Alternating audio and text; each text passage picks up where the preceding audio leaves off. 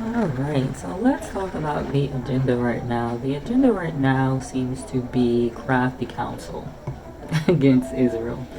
So, what Satan likes to do is he likes to hire minions that purposely go out and they preach a false truth in order to keep people in bondage, in order to keep the truth from going forth in the first place. And so, there was a man on Instagram this morning who was saying like during 70 AD all the Israelites were scattered, and so it's not about the Israelites anymore. Anyone can come in the covenant and be Israel. So, you know, this is something that the Gentiles have been teaching lately, because when you start to bring the truth, they cannot accept it, and so what ends up happening is they have to bring something else. So it's not just them necessarily, I've made a deal with Satan. It's their pride that happens to come from Satan and them not wanting to adhere to the truth. Plus, it already says, like, those who have understanding, more understanding will be given. Those who do not have understanding, it will be taken from them. So, they already don't have understanding. So, the understanding that they have, the little bit that they have, is being taken from them. And so they can't understand like the doctrines of God or any new revelation or new understanding at this point, is what it seems like to me. And they won't even concede, because right now people, just like it says in the last days, they are heaping up doctrines to scratch their itching ears rather than adhering to whatever truth has been told to them. And so all of these Gentiles got on to this man's post and they were all like, yeah, that's what I've been saying, we're Israel. And this could be true to an extent, but then Isaiah, I think, is it 56:6 maybe, it says that those who keep his Sabbath holy. So if you're not even acknowledging the Sabbath, why do you think that this is talking about you, concerning there's neither Jew nor Gentile? And Ephesians 2:12-13, that says, you were far off from the commonwealth of Israel, now you've been brought near. And so the concept is to be grafted into Israel. And it's mentioned in Ezekiel 37, but a lot of Gentiles don't like to read the Old Testament. They don't have understanding of it, and neither do their pastors, is what it seems like. And so, you're not really keeping the parameters. Like, you want to be Israel, or you're saying that you're Israel, but then at the same time, you're ignoring his appointed times. You're ignoring his Sabbaths, his new moons, and these kinds of things. So that means you're not actually a proper replacement for Israel. All right, you're not you can't even be properly grafted in. So to also think that you've replaced Israel, this is what Paul says in Romans 9 or 10, it might be 11, where he talks about how the Gentiles were boasting against the natural branches. And it's like, why are you skipping over that? Or do you not understand what it means to boast against the natural branches? Because it happens quite a bit. I see it a lot. And the amount of haughtiness and arrogance and pride from many of these people, why would God let you into the land that was given to the children of Abraham? Genesis 15, right? So you got something on your hands at this point. And it seems like almost a life or death situation, because you have taught yourself that you are the replacement for Israel, that God only cares about you. This is something that Esau was saying in the book of Gad the Seer, which is mentioned in 1 Chronicles 29:29. This is an actual text in which the Bible quotes. And Edom was basically saying that they have replaced Israel, that God gave them a bill of divorce, that they knew the Son and all this kind of stuff. They knew the Father and the Holy Spirit.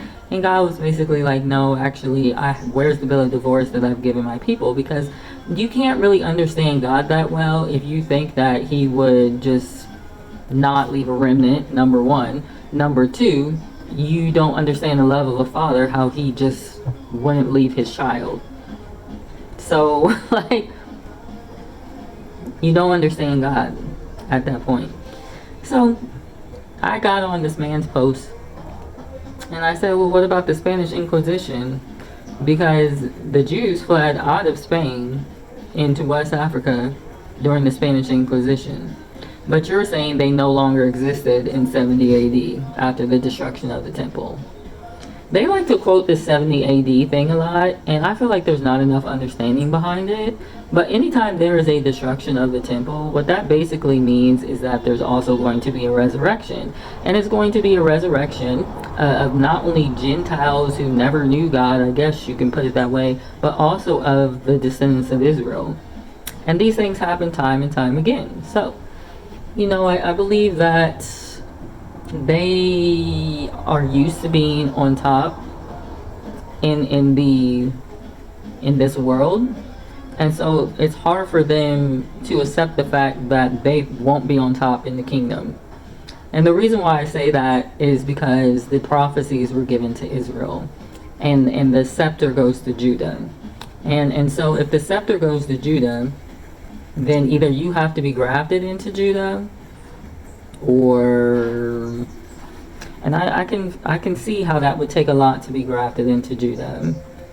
But Isaiah 14 also talks about the ones who decide to, come along. They'll also be servants in the kingdom. And a lot of these people don't want to hear that because they're, again, used to being on top. But you need to find yourself, you need to find a place of humility, because it says the greatest of these will be the servants and the children. But the problem is they don't want to bow to someone who they already perceive as less. But then God said, I take the least of these and make them greater. So their mentality is not even aligning with God's mentality in the first place. So honestly, I think that there's going to be a lot of disappointed Christians out here. I think that I think that there many of them are not going to inherit the kingdom.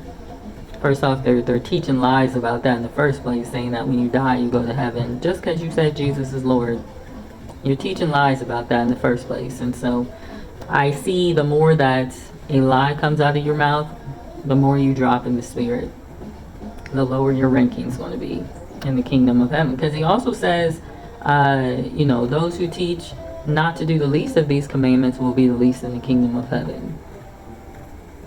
What does that mean? Right? He says, repent, for the kingdom of heaven comes near. So you might have like a little drop of heaven, you might feel it a little bit, but you're not going to be like the people who are actually going to be at the top, who decided to lay it all down, including Christmas and Easter, and follow his laws, because faith establishes the law. I believe that's what maybe Romans and Galatians says. But how many Gentiles are preaching against that, saying, oh, Christ is of no use to you because you're trying to keep the law? When Christ comes, he establishes the law for people. At that point, a wicked nation, a lawless nation, who is idolizing the law on some kind of level, despite not being able to keep it, was the problem.